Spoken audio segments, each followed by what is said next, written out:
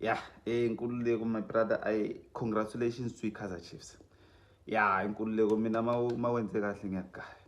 Yeah, kusho ukuthi inkululeko my brother, as much as Kaizer Chiefs iyawina.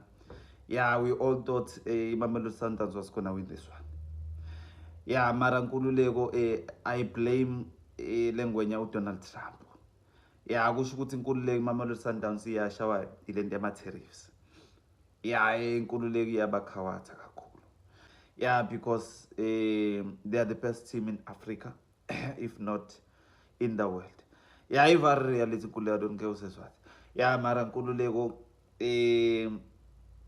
yeah, hard luck man. Yeah, because lende ama tariffs. Nkululeko iyabasha kakhulu. We all know lende ama tariffs changes izinto eziningi. Yeah, emhlabeni wonke. And Nkululeko Mamelodi Sundowns is not the same.